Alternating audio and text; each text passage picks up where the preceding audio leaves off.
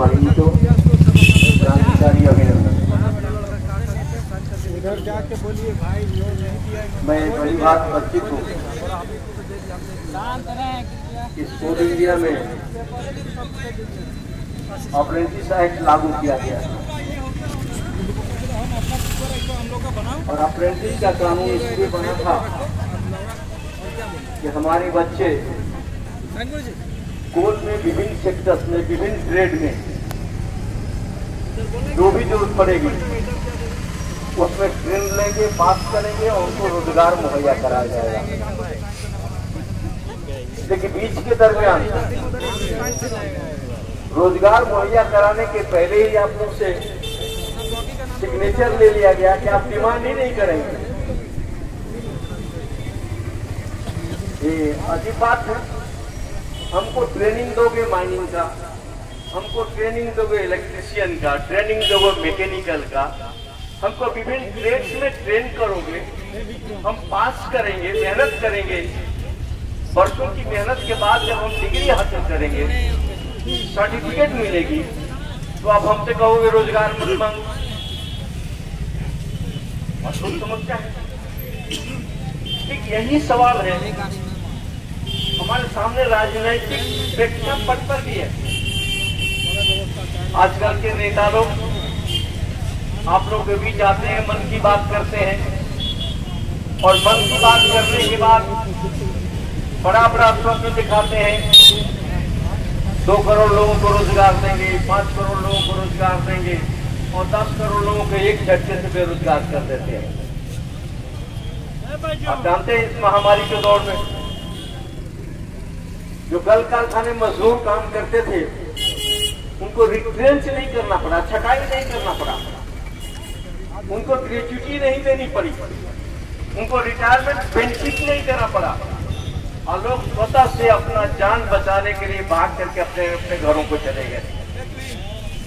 ऐसी दौर में आप लोग जवानी की दहलीज पे कदम रखे हो, आपको रोजगार चाहिए।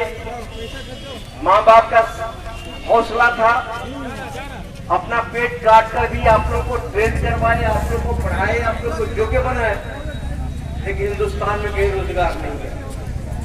आप विशेष करके माइनिंग क्षेत्र में जिन्होंने ट्रेनिंग ली है वो खेती करने तो नहीं जाएंगे, वो क्या किसान बनेंगे? वे जाकर के बीज उगाना सोचेंगे? अब संभव नहीं। इसलिए हमारे कुछ साथी, नौजवान साथी हम लोग से मिले थे और उन्होंने कहा कि हम लोग ट्रेन होकर के आज बेरोजगार हैं, हम लोग कोल इंडिया से और भारत की सरकार से मांग करना चाहते हैं। मांग पत्र आपका बड़ा सा मैंने कुछ शॉर्ट किया, छोटा किया। हमारी ये थी मांग है कि हम पास कर चुके हैं, हम ट्रेंड है, हम बेहतर काम दे सकते हैं, तो हमको रोजगार दे दिया जाए। लेकिन अभी समय आप लोग को विपरीत जा रहा है। समय विपरीत इसलिए जा रहा है, अभी लोगों का रोजगार छीना जा रहा है, वो चाहे कोल इंडिया हो या दूसरा कोई सेक्टर, सारे सेक्टर से रोजगार छीने जा रहे हैं। विशेष करके कोल इंडिया को प्राइवेटाइज किया जा रहा है। मालूम नहीं आपको, प्राइवेट कारखानों में भी, प्राइवेट पुलिसों में आपको रोजगार मिलेगा, रोजगार की कोई गारंटी नहीं। इसलिए आपको संघर्ष करना पड़ेगा। संघर्ष के अलावा आपके सामने कोई विकल्प नहीं है, कोई रास्ता नहीं। तो जो हमारे बच्चे, आप लोगों के दोस्त हम लोग से मिले, हम लोगों ने कहा कि आप संघर्ष करो। संघर्ष करोगे तो हमारे संगठन, हमारा AITC, हमारा youth, all India youth federation, हमारी political party, communist party of India, हम लोग आपका सपोर्ट करेंगे। इस प्लेटफॉर्म पर जहां भी आपकी मदद की जरूरत होगी हम लोग मदद करेंगे। हमारा आंदोलन शांतिपूर्ण तरीके से जरूर होगा, लेकिन हम ये दावा नहीं करते कि पूरी जिंदगी हम केवल गांधी जी के रास्ते पर चल के आंदोलन करते रहेंगे। हमारे सामने पूरी जिंदगी पड़ी है, हमें जिंदगी का भी 15-20% भी देखे हैं इसलिए हमारी जिंदगी को और बेहतर बनाने के लिए हमारे परिवार को, जो हमारे माँ बाप ने अपना पेट काट करके हमको जवान किया है, हमको जो के बनाया है, उनके बुढ़ापे का सहारा भी तो बनना है। इसलिए हमें आपको आंदोलन के अलावा कोई रास्ता नजर नहीं आता है। आपके सामने कोई आंदोलन के अलावा विकल्प नहीं है। और सरकार सीधी उंगली बात नहीं, उनकी एक उंगली तो टेढ़ा करना पड़ेगा।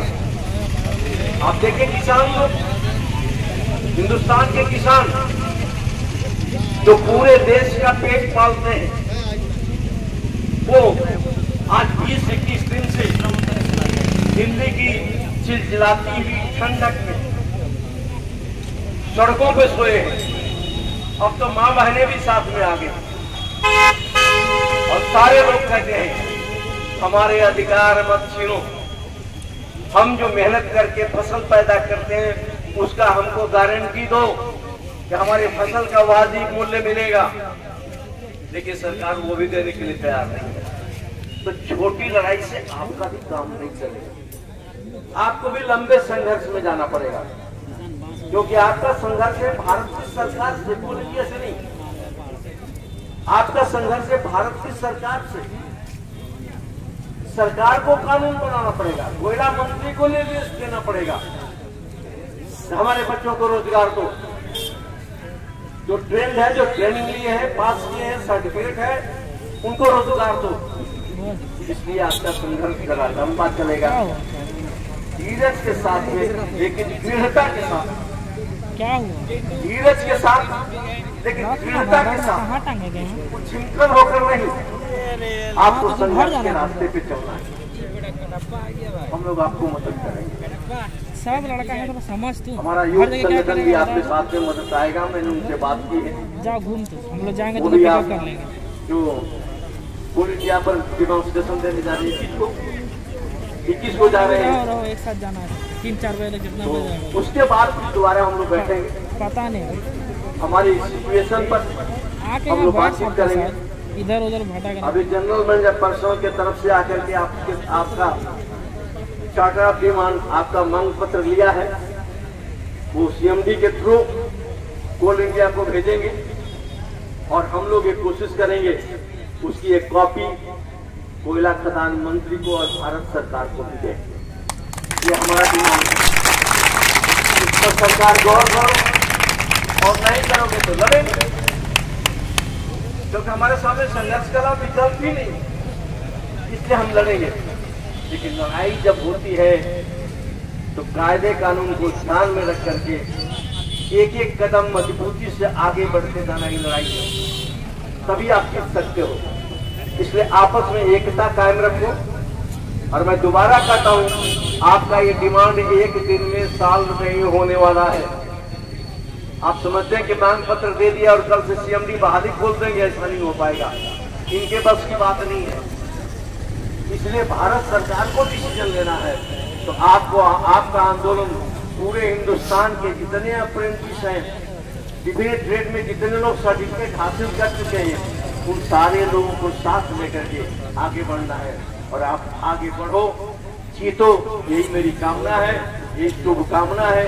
और आप लोगों को मेरा यह आशीर्वाद है और मैं तहे दिल से कहता हूँ कि आप अगर संघर्ष तेज करोगे तो जरूर जीतोगे, जीत आपकी होगी। सभी को धन्यवाद।